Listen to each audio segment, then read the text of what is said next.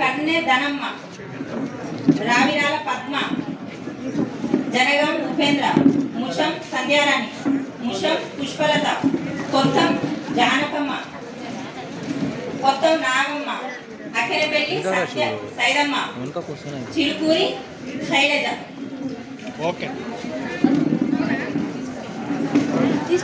పుష్పలత,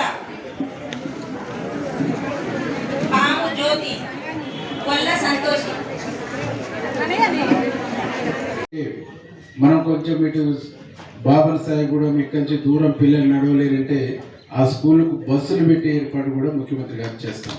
కాబట్టి ఇంత గొప్పగా ముఖ్యమంత్రి గారు ఆలోచిస్తూ ముందుకు పోతుంటే ఈ విషయాల్ని ప్రజలకు తెలిస్తే ప్రజలు ఏదైతే ముఖ్యమంత్రి మీద ప్రేమ పెంచుకుంటారో అభిమానం పెంచుకుంటారో, ఆనాడు రాజశేఖర రెడ్డి గారు ఇట్లా ఆలోచించారు, ఈరోజు ఇట్లా ఇంకొకటి వాళ్ళు ఒకటే మాట్లాడుతారు. మా అక్కలు గత ప్రభుత్వం ఉన్నప్పుడు వాళ్ళ హాస్పిటల్లో డెలివరీ అయిన వాళ్ళకి కిట్ ఇచ్చారు. ఆ కిట్ ఖరీదు ఏంటంటే 2500 నుంచి 3000 నుంచి, దాంట్లో పెట్టే వస్తువులు అన్నీ కలిపితే 500-600. 500-600 మనకిచ్చి 1500 దోపిడీ చేస్తాం. అందుకే ముఖ్యమంత్రి గారు రేవంత్ రెడ్డి అన్న ఏం ఆలోచించిండు, గతంలో మనకు ఎవరికన్నా అనారోగ్యం పాలయ్యి హాస్పిటల్ పోతే ఆరోగ్యశ్రీ 5 లక్షలు ఖర్చు ఇచ్చారు. దాన్ని 5 లక్షల్ని 10 లక్షలు చేసి 10 లక్షలు చేయడం మూలంగా గుండె ఆపరేషన్ అయినా, ఏ ఆపరేషన్ అయినా, కిడ్నీ ఆపరేషన్ అయినా, మొకాల ఆపరేషన్ అయినా ఏదైనా ఆరోగ్యశ్రీ కింద వచ్చేటట్టు పెట్టాడు. అంటే మంచి చేసిందా చెడు చేసిందా? ఇదైతేనేమో జిల్లాకు 2 జిల్లాలకు 3 జిల్లాలకు ఒక కాంట్రాక్టర్ని వాడి తింటాడు.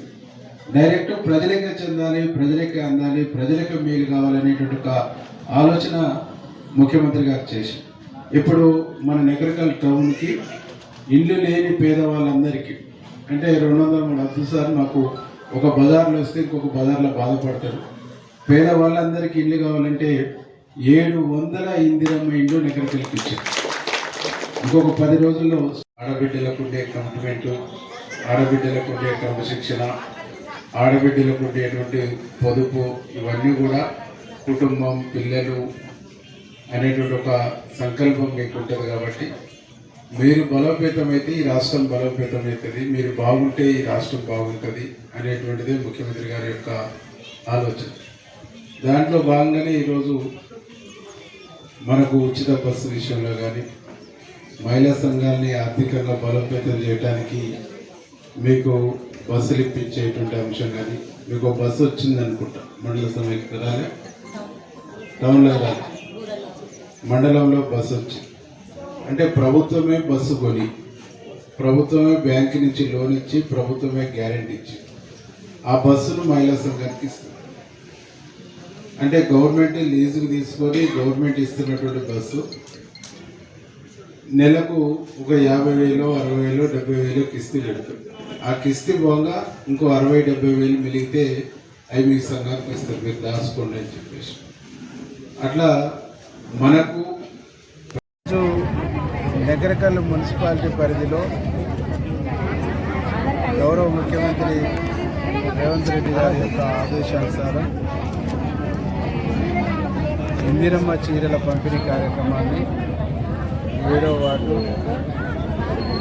8వ వార్డు, 10వ వార్డు, 9వ వార్డు, 1వ వార్డు, 11వ వార్డులలో 6 వార్డులలో ఈరోజు చీరల పంపిణీ కార్యక్రమం చేపట్టడం జరిగింది. దాదాపుగా 8,378 చీరల్ని ఈ నగరికల్లు పట్టణంలో పంపిణీ చేయడం జరుగుతుంది. అంటే 5,944 మంది మహిళా సంఘ గ్రూపులలో ఉన్నటువంటి వాళ్ళు, ఆ గ్రూపులలో లేని వాళ్లకు రేషన్ కార్డు ఆధారంగా, బిలో పవర్టీ ఆధారంగా మిగతా ఇంకొక 2,000 పైచిలకు మందిని ఐడెంటిఫై చేసి దాదాపు 8,300 పైచిలకు మందికి ఇలా మేము చీరలు పంపిణీ కార్యక్రమం చేస్తున్నాం. మొదటగా ఈరోజు 6 వార్డులు, తర్వాత వరుసగా మిగతా వార్డులలో కూడా ఈ పంపిణీ కార్యక్రమాన్ని చేపట్టబోతాము. ఈరోజు పట్టణంలో ఉన్నటువంటి మహిళా సోదరులకు కానీ, పట్టణంలో ఉండేటువంటి అన్ని వర్గాల, అన్ని శిక్షణ ప్రజలకు కానీ మేము ఒకటే చెప్పదలుచుకున్నాం.